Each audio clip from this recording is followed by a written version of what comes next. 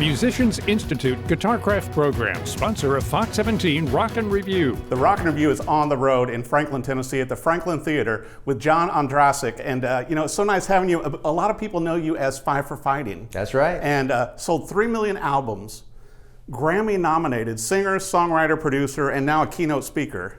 Yeah, strange, right? You got a lot of stuff going, man. Yeah. And on the side, you still work with Precision Wire, too.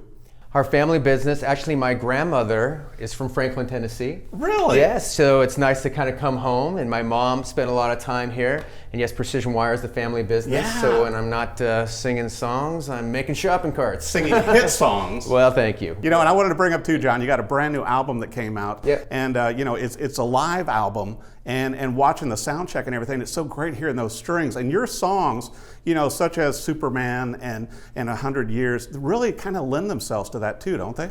I think so, and the nice thing too is with this quartet live album, it gives people a new dimension to Superman in 100 Years, something they've never heard before. Right. And it also allows me to pull songs from my catalog that have amazing arrangements from world-class composers that I've worked with throughout my career. So we're very excited about it. You have one of the best quotes, I think, of any musician I've interviewed, to where you were a 20-year instant success. Yeah, 20-year overnight success. Yeah, exactly. Because so many people here in Nashville say that. Yeah. It's like, wow, look, you're a success. It's like, yeah, it only took 10 years. No, I was very lucky. Actually, Superman, I was in my early 30s when it became a hit, and that's very late for a performer, and especially, we're kind of a music city, a lot of songwriters around here, and people really can relate to, the rejection, the passing on by every record company. I'm that story just like everybody else, and luckily the stars aligned, and I've been very blessed to do this the last 20 years. Well, I'll tell you what, and it's so incredible, John, too, looking at your family history with your mom being a piano teacher. That's right. And your dad as an astrophysicist, and you started studying piano at 2?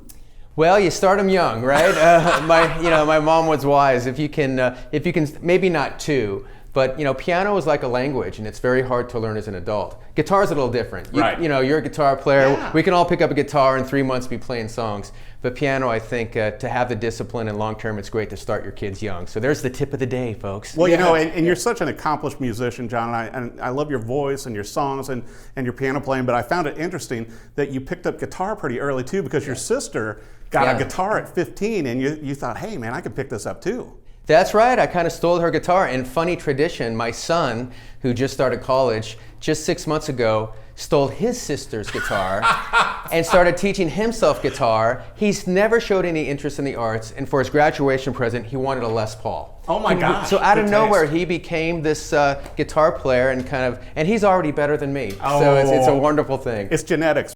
I guess so. Well, I got to bring up also, John, it's so cool. I think a few years back when you started doing the TED Talks. Yeah. And then you're doing keynote speaking. Tell me about how did that evolve?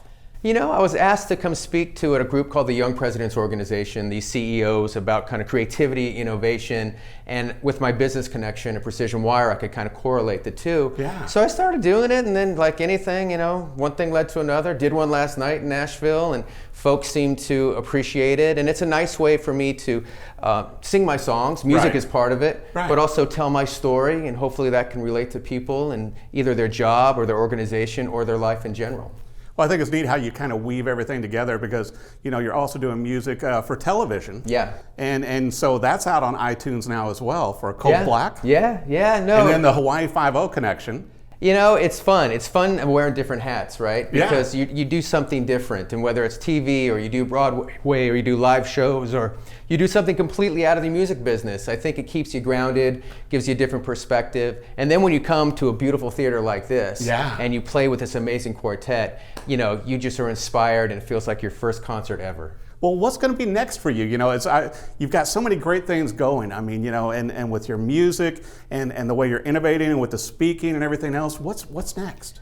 Well, as I said, my son just started college, and when we dropped him off, that was quite the emotional moment. Oh, and of course, what do you do as a songwriter? You write the song, right? You write the empty nest song.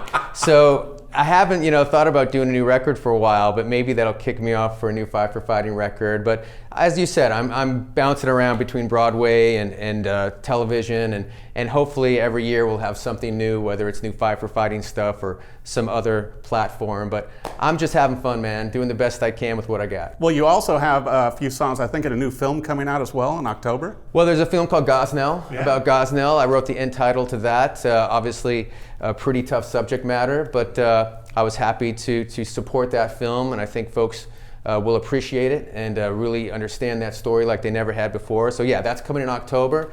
And then this live album is actually released today. You know, I'll give you the first copy. Awesome, thank you. If you want one. I do, definitely. And so we're excited to get this run out, and we're thinking of all our friends in North Carolina with the hurricane too, of course. So do the right thing, be smart with all that.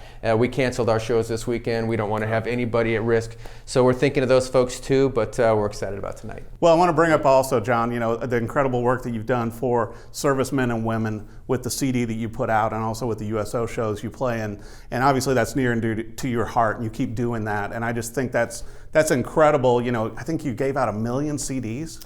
We did, and credit to the artists. We got the biggest stars with the biggest hits, and we put together the CD for the Troops compilation, and we did it for 5 years, and we got 1 million out there to all our troops active and around the world, basically just as a thank you. We appreciate you, we love you, and doing a lot of work with Gary Sinise and his foundation as well.